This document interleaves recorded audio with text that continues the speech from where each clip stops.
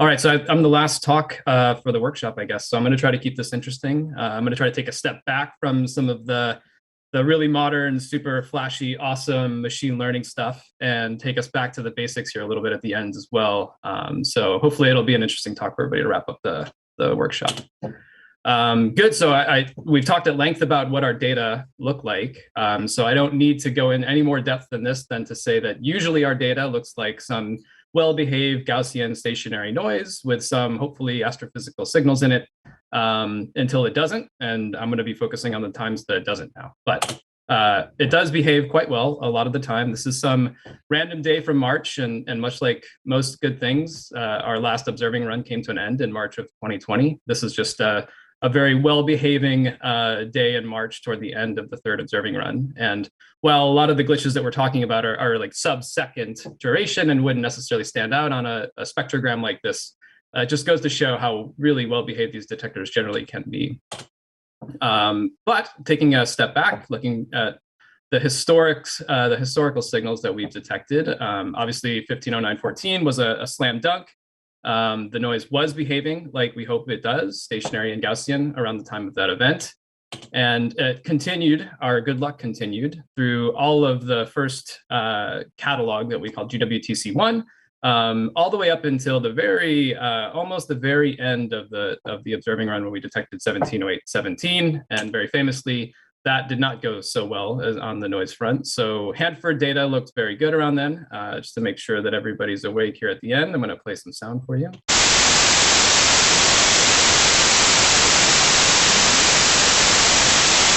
All right, I don't know how good the speakers are there. Did you only hear noise, or did you hear a little tiny chirp at the end there? Sorry, what was that, a chirp? All right. Okay. Well, so it was just the last few seconds of the binary neutron star merger that was in the Hanford detector. And Livingston data looked more like this. So there's obviously something there in addition to the chirp that we were after. And since our ears are pretty good Fourier detectors, I think it's kind of interesting to be able to listen to the sound of what these glitches can look like.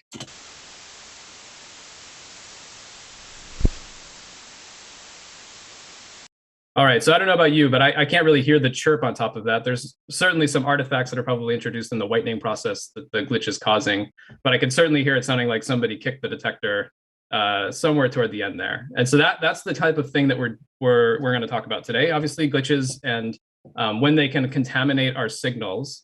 That particular glitch was obviously very important for us to deal with, and we weren't quite ready to have such an important signal have such a contaminant at the time. So we were in kind of a scramble when we first detected this event. Obviously, it was an externally triggered event as well. It had we had the Fermi gamma ray burst trigger that associated with it. So we knew it was exciting at the time. We could see in these spectrograms the binary neutron star in spiral track, which we never thought we would see, especially for the first few binary neutron star signals. Just the SNR is usually so smeared out in time frequency, it's hard to see them pop out on these kinds of spectrograms, but we could see it.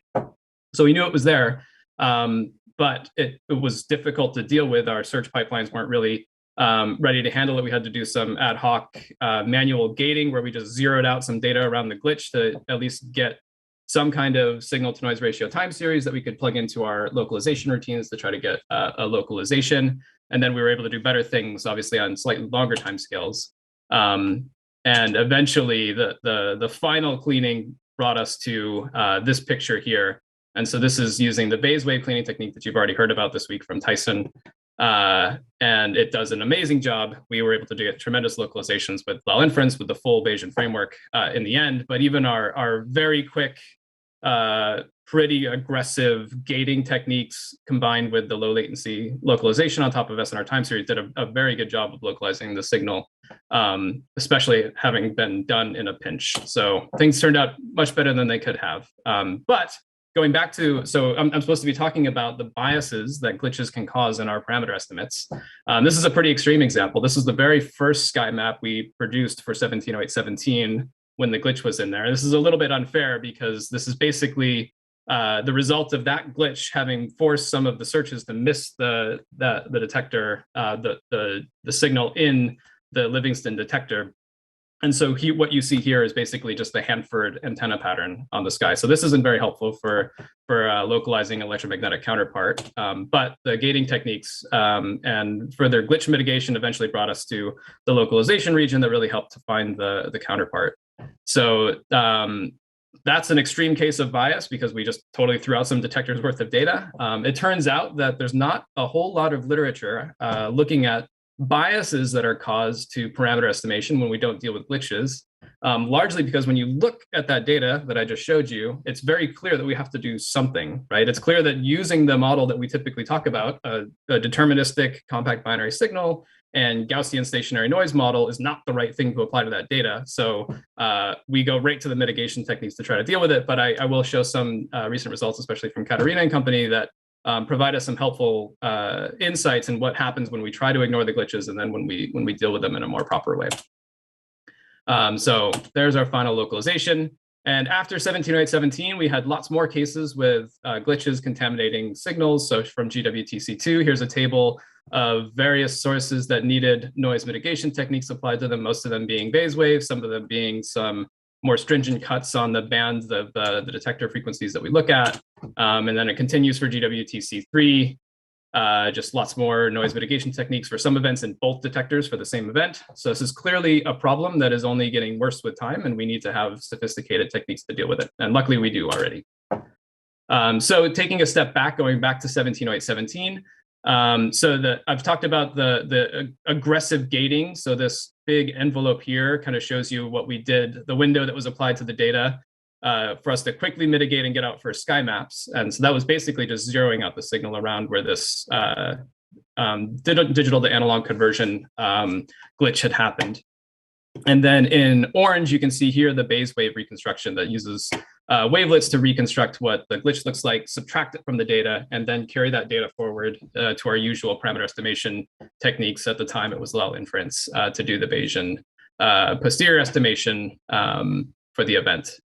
And so on the right here is a study, a follow-up study conducted by Chris Pankow and others, including Katarina and Tyson, looking at the robustness of that. So we did that in low latency. We did that quickly to get the results out. And then there was careful studies done later on to make sure that we weren't significantly biasing our estimates in using this point estimate of the glitch, subtracting it from the data, and then using the normal Bayesian framework as if it were originally Gaussian stationary noise.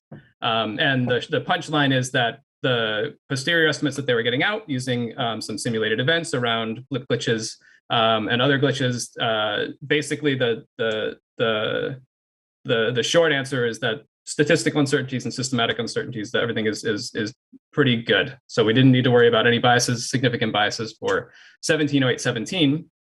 But there are far more cases, as we just saw, than 1708-17. And so this most recent paper from Katarina and company looking at blip glitches and other types of glitches and their effects on signals, and using their Bayes wave technique to, in this case now, not just subtract out a point estimate for the glitch and run the standard PE, but marginalize over the characterization of the glitch at the same time as marginalizing over other compact binary parameters and looking at the posterior estimates and the effects on our posterior estimates for the signal parameters of interest here. So this is a case of a glitch on top of a high mass signal here. You can see that there were various times where the glitch lined up with the signal that were investigated. This was the most problematic for introducing biases to parameter estimates. And over here on the right, you can see in blue versus orange when you use just the CBC plus noise model versus the CBC plus noise plus glitch model.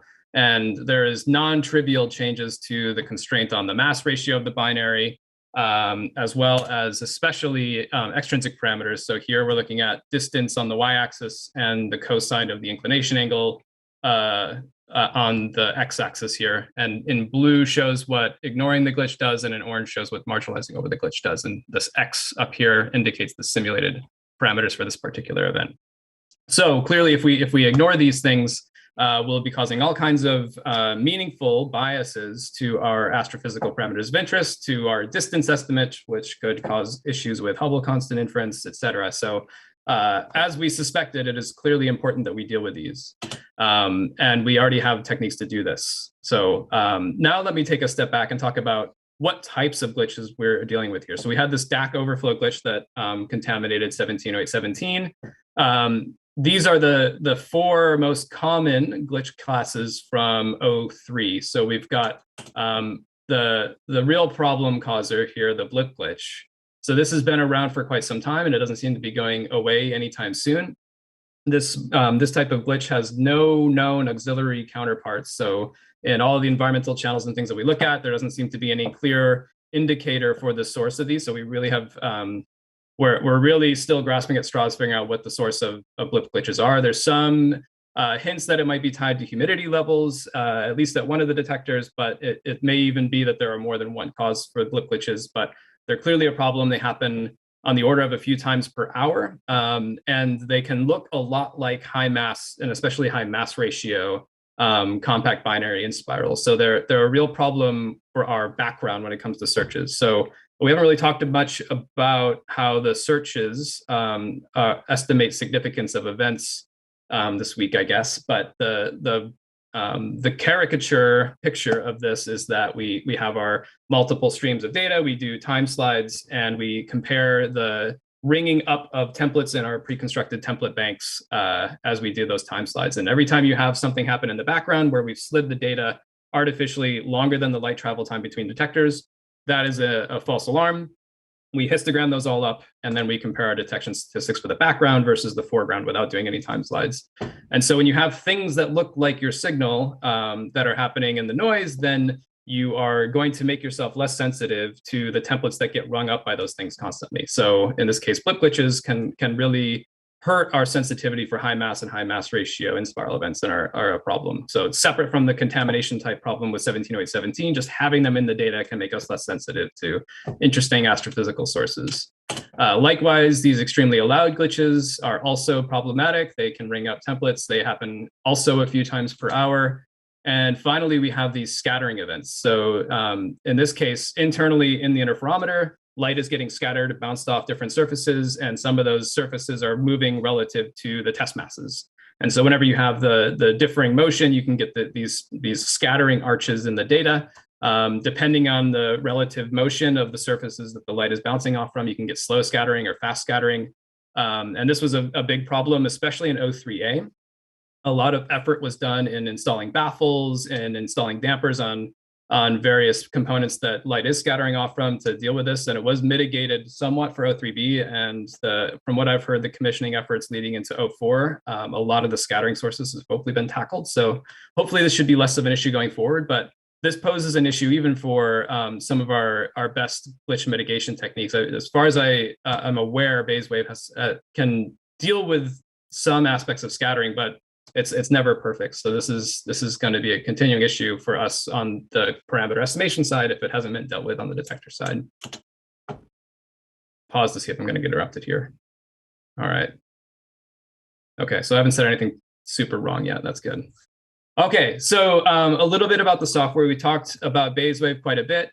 Omicron, so this is a very heavily used tool on the detector characterization side for us. So this is another wavelet-based technique that comes through not only the strain channel, but lots of auxiliary channels and looks for excess power using wavelet techniques, and is a really useful tool for identifying glitches, as well as looking for excess power in auxiliary channels to help instrument commissioners to find sources of glitches and deal with them on the hardware side. This gives you a picture of what Omicron spits out for, this was over the course of a week, I believe. And you can see, so this is a spectrogram of sorts. We have time on the x-axis over that week, and then frequency on the y-axis.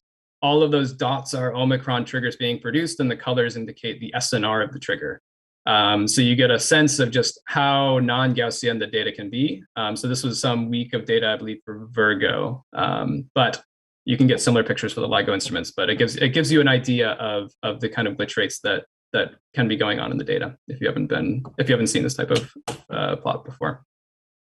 Okay, so identifying triggers is one thing, and then characterizing is another. So one of the really fruitful endeavors that has happened on the side of glitch classification is Gravity Spy. So this is paired with the Zooniverse project that was originally used to identify galaxies, to help characterize galaxies.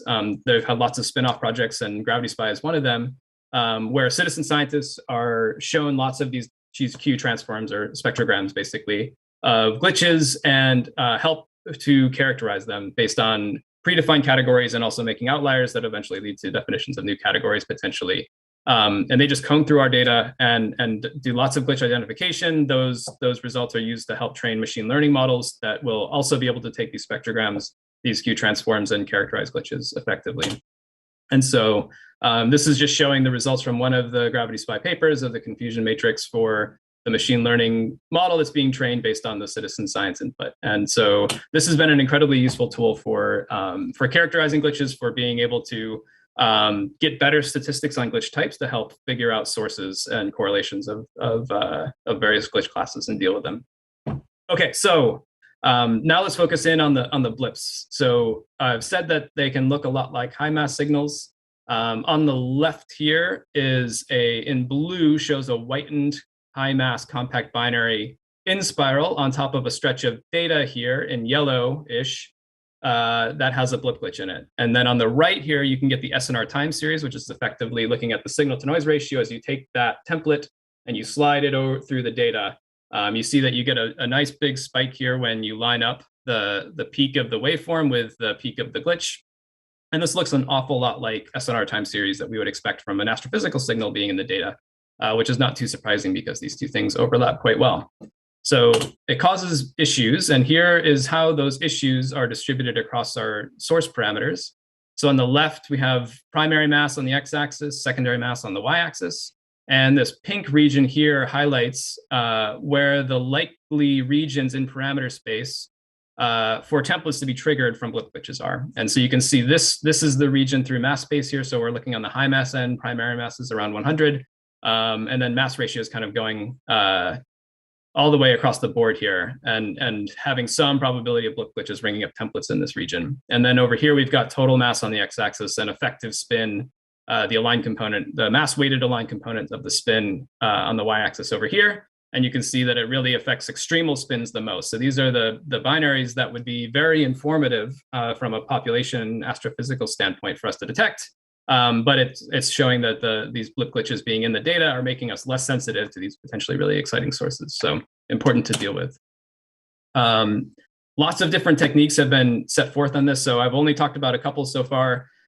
There's loads of other techniques that have been used historically. There's tons of techniques that are being used that are being explored currently. So we've already heard a little bit about Greg Ashton and company's efforts in using our kind of typical binary population inference techniques applied to glitches. So in a similar spirit to how our time slide techniques are used to establish significance of astrophysical signals, effectively dealing with the conservative approach of saying that our glitches, our noise transients can look exactly like compact binary signals, but are just not coherent or coincident in the data. It's a similar technique to now using our CBC templates applied to glitches, figuring out where in physical parameter space of compact binaries glitches like to ring up, and building population models from them so that we can help separate them from the data, from the astrophysical sources. Other techniques have been used as well, lots of machine learning techniques. Here's one particular one using dictionary learning on the right with a reference step paper if you're interested. And now I'd like to spend a little bit of time talking about a model that my group has been looking at. This is an effort that JD Merritt has really been leading, but undergraduate Rachel Herr, Bruce Settleman, who's in the crowd there, and postdoc Zohair Doctor, who's now research faculty at Northwestern, are all involved with as well. And so what we wanted to do here was to come up with a technique that we could use for modeling glitches that would be that we could imagine being the most compatible with our existing techniques for search and characterization. And so specifically the kinds of things we're looking for, we want to build really at the basic level of it, we want to build empirical models that were parameterized. So we wanted something that looks a lot like our parameterized templates for astrophysical signals for compact binaries, but is for glitches. Something that's fixed dimensional, because reverse jump MCMC is hard and it scares me, and I'm not as good as Tyson and Katerina. So I like fixed dimension, and that makes the model, if we can develop it, easy to plug into existing tools around Lal inference, Bilby, et cetera. So that was a big motivator for us. And then finally, we wanted a model that allowed us to use naturally informed priors. So if we could, we're detecting a few of these most problematic glitches per hour. We have a lot of prior information on what they look like. We'd like to be able to encapsulate that in an effective way. So some kind of model that we can have really usefully informed priors was really one of our major goals. And so to that end, we've been exploring this technique of basically it's just PCA, but you put in some probability component to it, some statistical component to it, and but otherwise it's just the PCA that we all know in the principal component analysis. And so now using this technique, our data is basically modeled as some PCA decomposition where we have some eigenvectors, some eigenglitches that we need to learn from our training set. We've got now some parameters that are the weights associated with those eigenvectors. We've got some mean over our training set, and now we have our noise. And so in this case, we're going to be working with data in the frequency domain, which is what this tilde is denoting here. We're going to work whitened. So then this noise is just white Gaussian noise here at the end, if we've done our job right. And so that's the basic gist of it. And we can pick our dimensionality just like regular PCA. If we have as many latent variables as we do data points, then you get a perfect reconstruction of everything. But ideally, we like to greatly reduce the dimensionality if we can. And so the Q here denoting the number of dimensions that we leave in our PCA, we get down to of order the same as compact binary signals. So somewhere in the 10 range, sometimes fewer, sometimes more, depending on the glitch category. So I should say that we greatly leverage the work done by GravitySpy and Omicron before that, which feeds the triggers into GravitySpy for characterization. And so what we've been doing right now is exploring using confidently classified glitches from GravitySpy. In our case, we've been focusing really on blips being one of the most problematic ones, and Tomties, which depending on how you classify glitches are a subclass of blips. They have some unique characteristics and timescales that makes them kind of different than what we typically think of with blip glitches. So we build a separate model for them. But here is kind of a quick single slide of math to really highlight why we think this model is super useful. So this is the probabilistic model for our data based on what I showed on the previous slide.